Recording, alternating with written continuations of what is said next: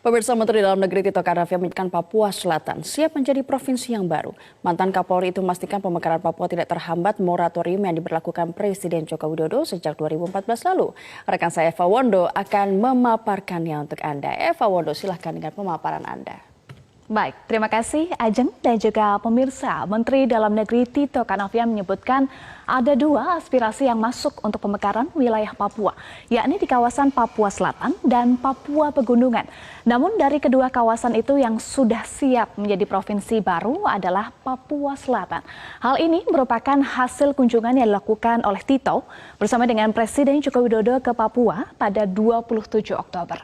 Lalu apa sebenarnya alasan pemekaran ini di tengah moratorium yang sedang diberlakukan oleh pemerintah sejak tahun 2014 lalu? Mari kita cek. Ya, kita lihat dulu pernyataan disampaikan oleh Menteri Dalam Negeri Tito Karnavian. Ini adalah pernyataan Tito Karnavian, pemerintah pusat kemungkinan mengakomodir hanya penambahan 2 provinsi. Ini yang sedang kami jajaki. Yang jelas Papua Selatan sudah oke. Itu adalah pernyataan dari Tito Karnavian. Lalu rencananya daerah-daerah ini sudah dipetakan yang akan masuk ke Provinsi Papua Selatan. Apa saja? Kita lihat. Iya, ini adalah daerah-daerah yang direncanakan akan masuk ke Provinsi Papua Selatan, yakni ada Kabupaten Asmat, lalu Kabupaten Bovendigul, lalu Kota Maroke, rencana pemekaran dari Kabupaten Maroke, lalu ada Kabupaten Mapi, dan juga Kabupaten Merauke. Itu adalah daerah-daerah yang diproyeksikan akan masuk ke Provinsi Papua Selatan. Lalu sebenarnya pertanyaan publik, apa alasan pemekaran Papua? Menurut Mendagri Tito Karnavian ada beberapa alasan. Kita lihat. Iya, ini adalah alasan disampaikan oleh Tito Karnavian. Pertama adalah analisis bidang intelijen, lalu yang kedua mempercepat pembangunan, dan juga yang ketiga menjaga situasi keamanan tetap kondusif. Tapi dari beberapa alasan ini, pemerintah memfokuskan pada alasan yang paling utama adalah pemerataan pembangunan. Mengapa pemerataan pembangunan ini bisa lebih baik kalau adanya pemekaran di Papua Selatan? Karena pemerintah meyakini bahwa dengan adanya pemekaran Papua Selatan, diharapkan pelayanan publik ini bisa menjadi lebih baik dan pembangunan dapat lebih dirasakan oleh masyarakat. Ya, Menko Polhukam Mahfud MD menilai bahwa wacana pemekaran Papua memang sangat dibutuhkan secara politis, ekonomis, dan juga administratif. Namun menurut Mahfud, hal ini tetap perlu diantisipasi agar tidak menimbulkan kecemburuan dari daerah lain yang juga menginginkan hal serupa. Ini kita lihat pernyataan dari Mahfud MD. Iya, Mahfud MD menyatakan bahwa saya sudah bicara dengan Mendagri Tito Karnavian bahwa pemekaran akan dilakukan, tapi tentu dicari jalan-jalan proseduralnya.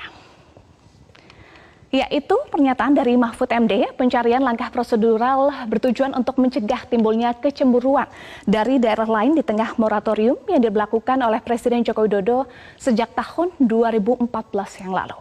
Presiden Joko Widodo sempat menyatakan saat ini ada 183 wilayah di Indonesia yang mengusulkan pemekaran. Hanya saja pemerintah masih memberlakukan moratorium pemekaran daerah sebab anggaran yang dimiliki pemerintah terbatas. Nah, sejak tahun 1999 sampai 2014 ada 223 daerah otonomi baru atau DOB dengan perincian 8 provinsi, 181 kabupaten, dan 34 kota. Maka saat ini Indonesia punya 542 daerah otonom terdiri dari 34 provinsi, 415 kabupaten, dan 93 kota.